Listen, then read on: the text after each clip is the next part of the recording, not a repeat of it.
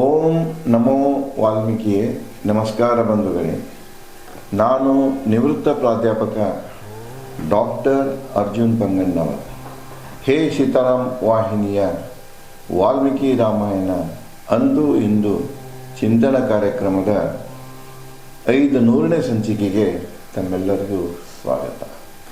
ಇಲ್ಲಿವರೆಗೆ ತಾವು ಈ ಕಾರ್ಯಕ್ರಮದ 500 ಸಂಚಿಕೆಗಳನ್ನು ನೋಡಿದ್ದೀರಿ, ಕಮೆಂಟು ಮಾಡಿದ್ದೀರಿ. ಅದಕ್ಕೆ ತುಂಬ ಸಂತೋಷವೆನಿಸ್ತಿದೆ. ತಮ್ಮೆಲ್ಲರಿಗೂ ಮತ್ತೊಮ್ಮೆ ಧನ್ಯವಾದಗಳು. ಹಿಂದಿನ ಸಂಚಿಕೆಯಲ್ಲಿ ಸಂಪತಿ ವಾನರರಿಗೆ ಸೀತೆಯ ಸುಳುವನ್ನು ನೀಡ್ತಾನೆ ಮತ್ತು ಸಂಪತ್ತಿಯ ರೆಕ್ಕೆಗಳಿಗೆ ಬಲ ಬರ್ತಿದೆ, ಅದರ ಪಕ್ಕಗಳು ಬೆಳೀತಾವೆ. ಅದು ಸುಳ್ಳು ಕೊಟ್ಟು ನಡೆದ ಘಟನೆಗಳನ್ನು ಹೇಳಿ ಅದು ಆಕಾಶಕ್ಕೆ ಹಾರಿ ಹೋಗ್ತಿದೆ. ಮುಂದೆ ಸಂಪತ್ತಿಯಿಂದ ಸುಳ್ಳು ತಿಳಿದು ವಾನರರೆಲ್ಲನೂ ಸಮುದ್ರ ದಂಡಿಗೆ ಬರ್ತಾರೆ. ಬೋರ್ಗರಿರುವ ಸಮುದ್ರವನ್ನು ನೋಡ್ತಾರೆ, ಅಲೆಗಳ ಎತ್ತರದ ಅಲೆಗಳನ್ನು ನೋಡ್ತಾರೆ. ಈ ಸಮುದ್ರವನ್ನು ಹೇಗೆ ದಾಟುವುದು ಅಂತ ಹೇಳಿ ಎಲ್ಲರೂ ಚಿಂತೆಗೀಡಾಗ್ತಾರೆ. ಮನಸ್ಸಿನಲ್ಲಿ ನಿರಾಶೆಯೂ ತುಂಬಿದೆ. ಅದೇ ಸಂದರ್ಭದಲ್ಲಿ ಅಂಗದ ಹೀಗೆ ಹೇಳ್ತಾನೆ, ಆದರೆ ಅಂಗದ ಹೆದರಿದ ವಾನರರಿಗೆ ಧೈರ್ಯ ತುಂಬಿದ. ಅವರೇನು ಅಧೈರ್ಯ ಆಗಿದ್ದಾರಲ್ಲ, ಇದನ್ನು ಹೆಂಗೆ ದಾಟೋದಪ್ಪ ಅಂತ ನಿರಾಶೆ ಆಗಿದ್ರಲ್ಲ, ಅಂಥವ್ರಿಗೆ ಅಂಗದ ಅವರಿಗೆ ಒಂದು ಧೈರ್ಯ ತುಂಬಿದ. ಅಂಗದ ನುಡಿದ ವಾನರರಿಗೆ ಅವ್ರು ಹೇಳ್ತಾನೆ, ನಿರಾಶೆ ವ್ಯಕ್ತಿಯನ್ನು ನಾಶಪಡಿಸುವುದು. ವಿಷಸರ್ಪ ಮುಗ್ಧ ಮಗುವನ್ನು ನಾಶಪಡಿಸಿದಂತೆ. ಮುಗ್ಧ ಮಗ, ಅದು ಹಾವು ಕಸ್ತದೋ ಇಲ್ಲ ಏನೋ ಗೊತ್ತಾಗುವುದು. ಯಾವ ರೀತಿ ಮುಗ್ಧ ಮಗುವನ್ನು ಹಾವು ಕಡಿದು ಅವನನ್ನು ನಾಶಪಡಿಸುತ್ತದೆಯೋ, ಅವನನ್ನು ಕೊಲೆ ಮಾಡ್ತಿದೆಯೋ, ಹಾಗೆ ನಿರಾಶೆ ಅನ್ನೋದು ಒಂದು ವಿಷಸರ್ಪ. ಅದು ಎಲ್ಲರನ್ನೂ ಅಧೈರ್ಯಗೊಳಿಸ್ತಿದೆ, ವ್ಯಕ್ತಿಗಳನ್ನು ನಾಶಪಡಿಸ್ತಿದೆ ಅಂತ ಹೇಳ್ತಾ, ಧೈರ್ಯಗೊಂಡಬೇಡಿ. ವ್ಯಕ್ತಿಯ ವೈಯಕ್ತಿಕ ಸಾಧನೆಗೆ ಅವಕಾಶ ಬಂದಾಗ ಉಪಯೋಗಿಸುವುದು ಸಾಹಸಿಯ ಲಕ್ಷಣ. ಇದಕ್ಕೆ ನೀವು ಯಾರೂ ಧೈರ್ಯಗೊಂಡ ಹೋಗಬೇಡ್ರಿ, ನಿರಾಶೆ ಆಗಬೇಡ್ರಿ. ವ್ಯಕ್ತಿಗೆ ಅವಕಾಶ ಬಂದಾಗ ಅವನು ಎಷ್ಟು ಸಾಹಸಿ ಅದ ಅನ್ನೋದನ್ನು ತೋರಿಸ್ಕೊಳ್ಳಲಿಕ್ಕೆ ಅವನಿಗೇನಾಗಿದೆ, ಒಂದು ಅವಕಾಶ ಸಿಗ್ತಿದೆ. ನಿಮಗೆ ವೈಯಕ್ತಿಕವಾಗಿ ನಮ್ಮ ಸಾಹಸವನ್ನು ತೋರಿಸ್ಕೊಳ್ಳಿಕ್ಕೆ ಇದು ಒಂದು ನಮ್ಮ ಮುಂದೆ ಏನಾಗಿದೆ, ಅವಕಾಶ ಸಿಕ್ಕಿದೆ. ಈ ಅವಕಾಶವನ್ನು ನಾವೇನು ಮಾಡಬೇಕು, ಬಳಸಿಕೊಂಡು ನಮ್ಮ ಪರಾಕ್ರಮವನ್ನು ತೋರಿಸಬೇಕು ಅಂತ ಹೇಳ್ತಾನೆ. ನಿರಾಶೆ ಅವಕಾಶ ಕಳೆದುಕೊಳ್ಳೋದು. ನಿರಾಶೆಯಿಂದ ಕೂತ್ಕೊಂಡು ಬಂದಂಥ ಅವಕಾಶ ಕೈಗೆ ಚೆಲ್ಲಬೇಕಾಗ್ತಿದೆ. ಈಗ ನಮಗೆ ಅವಕಾಶ ಬಂದಿದೆ, ಗೊತ್ತಾಗಿದೆ ಸೀತೆಯಲ್ಲಿದ್ದಾಳಂತ, ಹೋಗಿ ಅವಳನ್ನು ಹುಡ್ಕೊಂಡು ಬರಬೇಕು, ನೋಡ್ಕೊಂಡು ತಿಳ್ಕೊಂಡು ಬರಬೇಕು, ಸುದ್ದಿ ಕನ್ಫರ್ಮ್ ಮಾಡ್ಕೊಂಡು ಬರಬೇಕು. ಈ ಅವಕಾಶ ನಾವು ಕಳ್ಕೊಳ್ಳೋದು ಬೇಡ. ಅದಕ್ಕೆ ನಿರಾಶೆ ಯಾವಾಗಲೂ ಮನುಷ್ಯನಿಗೆ ಒದಗಿ ಬಂದ ಅವಕಾಶಗಳನ್ನು ಕಳೆದುಕೊಳ್ಳುವಂತೆ ಮಾಡ್ತಿದೆ. ಮುಂದೆ ಅದೇ ಸಂದರ್ಭದಲ್ಲಿ ರಾತ್ರಿ ಆಯಿತು. ವಾನರರು ಸಮುದ್ರ ದಾಟುವ ಭಯ ಚಿಂತೆಯಲ್ಲಿ ಕಳೆದರು ರಾತ್ರಿ ಕಡಲ ತೀರದಿ. ಆ ಕಡಲ ತೀರದಾಗನ ಅದೇ ಚಿಂತೆಯಲ್ಲಿನ ಇದನ್ನು ಸಮುದ್ರ ಹೇಗೆ ದಾಟಬೇಕು ಅನ್ನೋ ಚಿಂತೆಯಲ್ಲಿನ ಇಡೀ ರಾತ್ರಿಯನ್ನು ಕಡಲ ತೀರದಲ್ಲಿ ಕಳೆದರು. ಮುಂಜಾವಿನಲ್ಲಿ ಅಂಗದ ವಾನರರನ್ನು ಸಂಧಿಸಿದ. ನಿಂತು ವಾನರ ಸೈನ್ಯಗೆ ಸಾಲುಗಳಲ್ಲಿ ಶಿಸ್ತಿನಿಂದ. ನಿಂತಿತು ವಾನರ ಸೈನ್ಯ ಸಾಲುಗಳಲ್ಲಿ ಶಿಸ್ತಿನಿಂದ. ಮುಂಜಾನೆ ಆಗುತ್ತಲ್ಲಿ ತಯಾರಾಗೋನ ಅಂಗದ ಈ ವಾನರರ ಸೈನ್ಯ ಮುಂದೆ ಬರ್ತಾನೆ. ಅವನು ಬಂದ ತಕ್ಷಣ ವಾನರ ಸೈನ್ಯ ಶಿಸ್ತಿನಿಂದ ಸಾಲು ಸಾಲಾಗಿ ನಿಲ್ತಿದೆ ಅವನ ಮುಂದೆ. ಹಿರಿಯ ಮುಖ್ಯಸ್ಥ ವಾನರಿಗೆ ನುಡಿದ ಅಂಗದ. ವಾನರಲ್ಲಿ ಕೆಲವೊಂದು ಹಿರಿಯರಿದ್ದರು, ಮುಖ್ಯಸ್ಥರಿದ್ದರು. ಅವರಿಗೆ ಅಂಗದ ಹೇಳ್ತಾನೆ, ಹಿರಿಯ ಮುಖ್ಯಸ್ಥ ವಾನರರಿಗೆ ನುಡಿದ ಅಂಗದ, ಸಮುದ್ರದಾಚೆ ಹಾರುವ ಸಾಹಸ ಯಾರು ಮಾಡುವಿರಿ? ನಿಮ್ಮಲ್ಲೇ ಕೆಲವು ಮಂದಿ ಅನುಭವಿಗಳಿದ್ದೀರಾ, ಹಿರಿಯರಿದ್ದೀರಾ, ಪರಾಕ್ರಮಿಗಳಿದ್ದೀರಾ.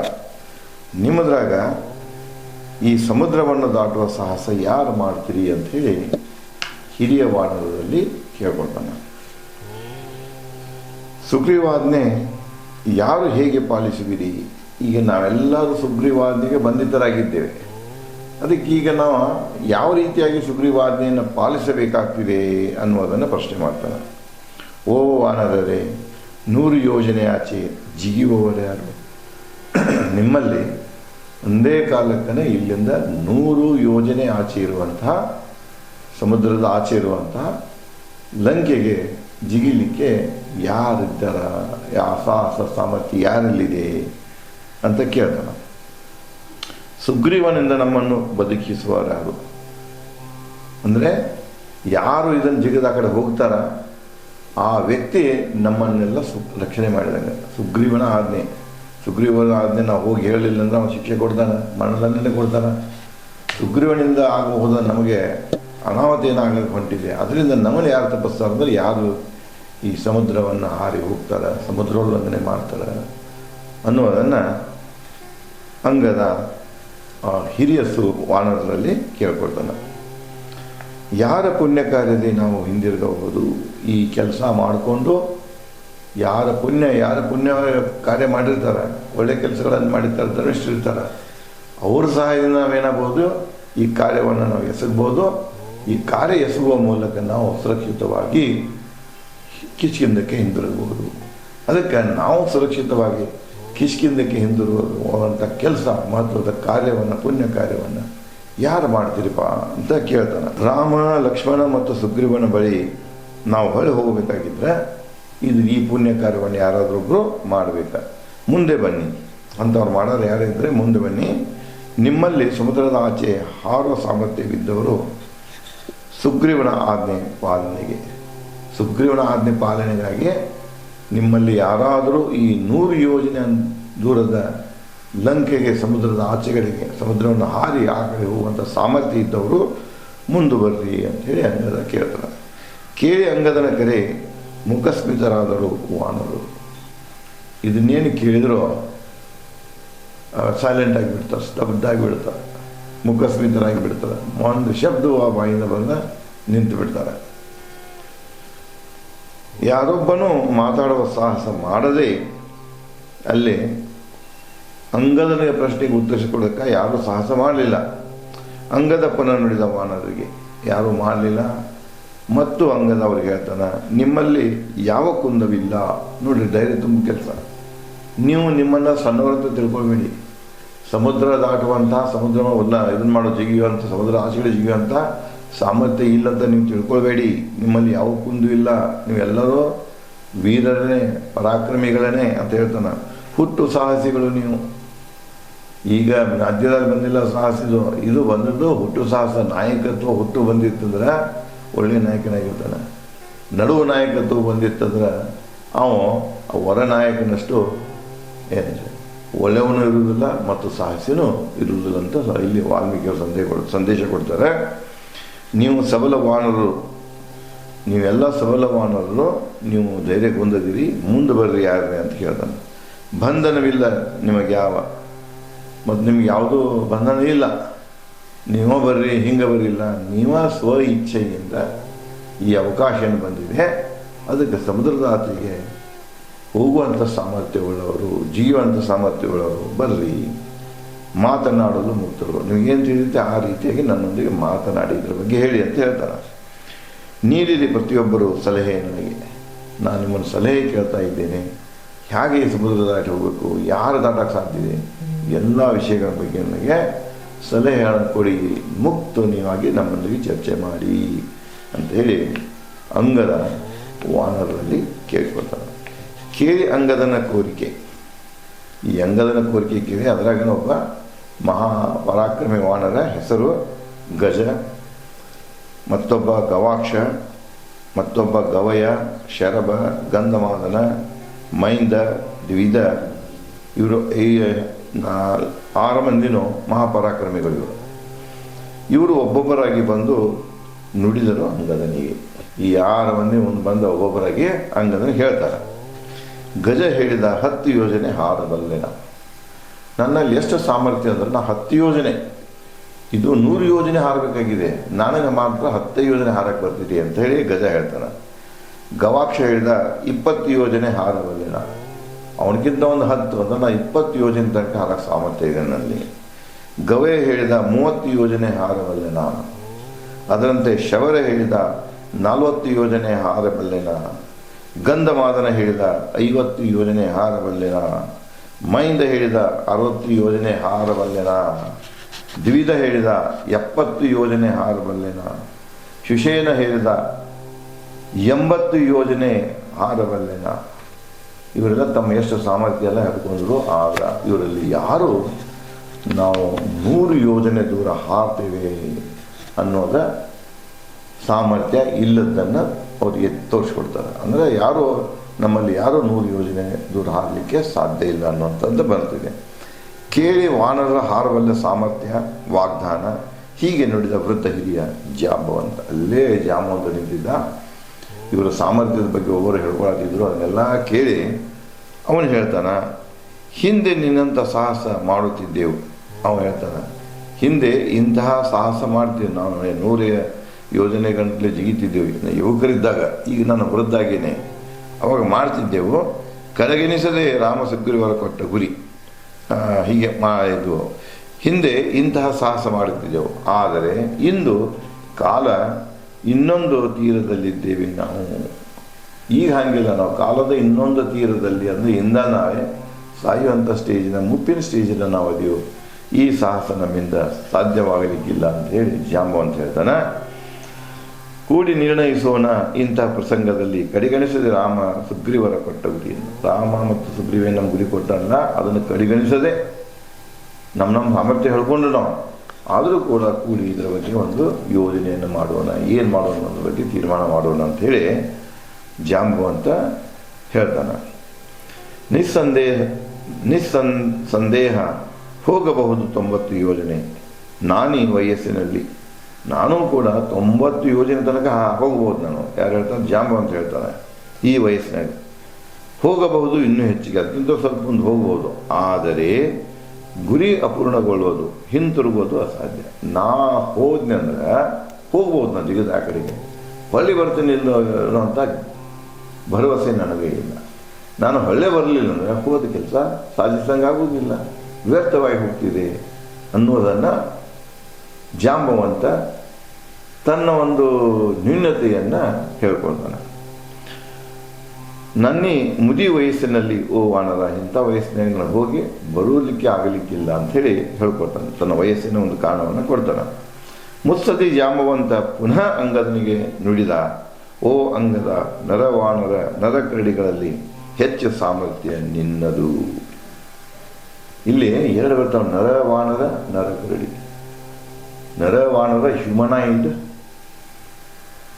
ಮಂಕೀಸ್ ಅಂತ ಬರುತ್ತೆ, ಏಪ್ಸ್ ಅಂತ. ಹ್ಯೂಮನಾಯ್ಡ್ ಏಪ್ಸ್ ಅಂದರೆ ಮನುಷ್ಯನ ಲಕ್ಷಣಗಳನ್ನು ಅವಯವಗಳನ್ನು ಹೊಂದಿದಂಥ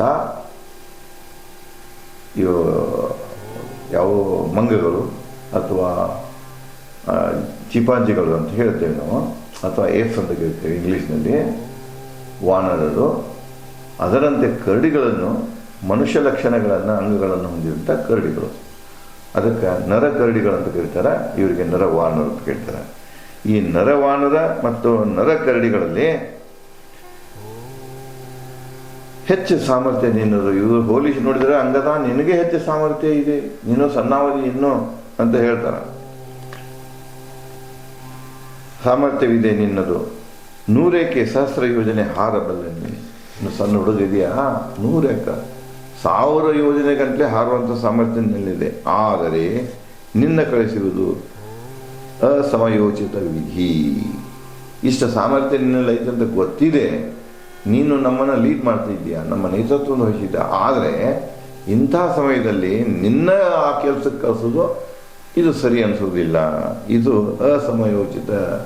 ಸಮಯೋಚಿತ ಅಲ್ಲ, ಇದು ಸಮಂಜಸ ಅಲ್ಲ, ಅಸಮಂಜಸ ಅನ್ನಿಸ್ತಾ ಇದೆ ಅಂತ ಹೇಳ್ತಾರೆ. ನೀನೇ ಹೊಣೆ ಕಾರ್ಯದ ನಾಯಕ. ಇದನ್ನೆಲ್ಲ ಕಾರ್ಯಗತ ಮಾಡವ ಏನು ಮೇನ್ ಮುಖ್ಯಸ್ಥ ಯಾರಪ್ಪ? ನೀನೇ. ನಿನ್ನ ಕಳಿಸೋದು ಸರಿಯಲ್ಲ. ನಿನಗೀ ಕಾರ್ಯ ನೀಡುವುದು ಅಸೂಕ್ತ, ಇದನ್ನು ಸೂಕ್ತ ಆಗೋದಿಲ್ಲ. ಓ ಅಂಗದ, ನಿನ್ನ ರಕ್ಷಣೆಯಲ್ಲಿ ನಾವು ಯೋಗ್ಯವಲ್ಲ.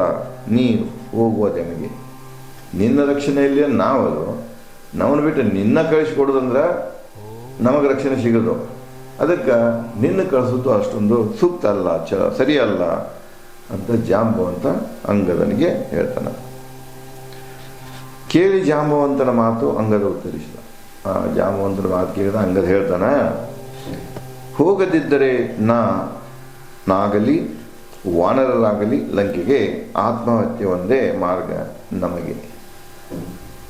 ನಾ ಹೋಗಲಿ, ನೀವು ಹೋಗಿ, ಯಾರೇ ಹೋಗಲಿ, ಹೋಗದೇ ಇರಲಿ, ಒಂದು ವೇಳೆ ನಾನು ಹೋಗಲಿಲ್ಲ, ಉಳಿದವರು ಹೋಗಲಿಲ್ಲ ಅಂದ್ರೆ ಅದು ಸೀತೆಯನ್ನು ಹುಡುಕ್ಲಿಕ್ಕೆ ನಮಗಾಗೋದಿಲ್ಲ.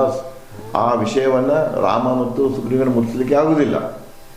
ಅದಕ್ಕೆ ನಮ್ಮೊಂದು ಉಳಿದಂಥ ಏಕೈಕ ಮಾರ್ಗ, ವಿಕಲ್ಪ ಯಾವುದಪ್ಪ ಅಂದ್ರೆ ಸಾವು. ನಾವು ಆತ್ಮಹತ್ಯೆ ಮಾಡ್ಕೊಳ್ಬೇಕಾಗ್ತದೆ. ಕಿಷ್ಕಿಂಧಕ್ಕೆ ಮರಳಿ ನಿಮ್ಮನ್ನು ಸುಗ್ರೀವನ ಕೋಪದಿಂದ ರಕ್ಷಿಸಲಾರೆ. ನಾವು ಇಲ್ಲೇನು ಮಾಡೋದು, ಆತ್ಮಹತ್ಯೆ ಮಾಡ್ಕೋದು ಚಲೋ. ಇಲ್ಲಂದ್ರೆ ನಾವು ಕಿಷ್ಕಿಂಧಕ್ಕೆ ಹೋದ್ವಿ ಅಂದ್ರೆ ಸುಗ್ರೀವನ ಕೋಪದಿಂದ ನಿಮ್ಮನ್ನು ರಕ್ಷಣೆ ಮಾಡಲಿಕ್ಕೆ ನನಗೂ ಆಗುವುದಿಲ್ಲ ಅಂತ ಅಂಗದ ವಾನರ ಹೇಳ್ತಾನೆ. ಮುಂದಾಗುವ ಅನಾಹುತ ನೆನೆದು ಹುಡುಕಿರಿ ಮಾರ್ಗೋಪಾಯ ಎಂದು. ಅದಕ್ಕೆ ಮುಂದೆ ಏನು ಅನಾಹುತ ಆಗಬೇಕು ಅನ್ನೋದು ನಿಮಗೆಲ್ಲ ತಿಳಿದ ವಿಷಯ ಇದೆ. ಏನಾರು ಮಾಡಿ ಸಮುದ್ರ ದಾಡುವಂಥ ಮಾರ್ಗವನ್ನು ವಿಚಾರ ಮಾಡಿರಿ, ಸಲಹೆಯನ್ನು ವಿಚಾರ ಮಾಡಿರಿ, ವಿಧಾನವನ್ನು ವಿಚಾರ ಮಾಡಿರಿ ಅಂತ ಅಂಗದ ಹೇಳ್ತಾನೆ. ಕೇಳಿ ಅಂಗದನ ಜಾಂಬವಂತ ಉತ್ತರಿಸಿದ, ಓ ಅಂಗದ, ನೀ ನೀಡಿದ ಕಾರ್ಯ ವಿಫಲವಾಗದು. ನೀ ಏನು ಕೆಲಸ ತೊಗೊಂಬಂದಿಲ್ಲ, ನಾವೇನು ಕೊಟ್ಟಿದ್ದೆ ಅದೇ ನಾವು ವಿಫಲ ಆಗೋದಿಲ್ಲ. ಹನುಮನಲ್ಲಿದೆ ಸೀತೆ ಶೋಧಿಸುವ ಸಾಮರ್ಥ್ಯ. ನಮ್ಮ ಒಬ್ಬದಾನ, ಹೆಸರು ಹನುಮ. ಆ ಹನುಮನಲ್ಲಿ ಈ ಸಾಮರ್ಥ್ಯ ಇದೆ. ಸಮುದ್ರದಾಚೆ ಹಾರಿ ಅವನಿಗೆ ಹುರಿದುಂಬಿಸುವೆ. ನಾ ಅವನಿಗೇನು ಮಾಡ್ತೇನೆ, ಅವನ ಸಾಮರ್ಥ್ಯದ ಬಗ್ಗೆ ತಿಳಿ ಹೇಳಿ ಸಮುದ್ರದ ಆಚೆ ಹೋಗಿ ಸೀತೆಯ ಸುಡು ತರಲಿಕ್ಕೆ ನಾನು ಹನುಮಾನನನ್ನು ನಾನು ಏನು ಮಾಡ್ತಿದ್ದೆ, ಪ್ರಚೋದಿಸುತ್ತೇನೆ, ಅವನಿಗೆ ಸಲಹೆ ಕೊಡ್ತೇನೆ ಅಂತ ಹೇಳಿ ಜಾಂಬವಂತ ಅಂಗದನಿಗೆ ಹೇಳ್ತಾನೆ. ಇನ್ನು ಮುಂದೆ ಜಾಂಬವಂತ ಯಾವ ರೀತಿಯಾಗಿ ಹನುಮಾನನನ್ನು ಲಂಕೆಗೆ ಹಾರುವಂತೆ ಪ್ರೋತ್ಸಾಹಿಸ್ತಾನೆ, ಪ್ರೇರಣೆ ನೀಡ್ತಾನೆ, ಪ್ರಚೋದಿಸ್ತಾನೆ, ಏನು ಬೆಳವಣಿಗೆ ಆಗ್ತಾ ಅನ್ನೋದನ್ನು ನಾನು ತಮಗೆ ಮುಂದಿನ ಸಂಚಿಕೆಯಲ್ಲಿ ಹಂಚಿಕೊಳ್ಳುತ್ತೇನೆ. ಧನ್ಯವಾದಗಳು.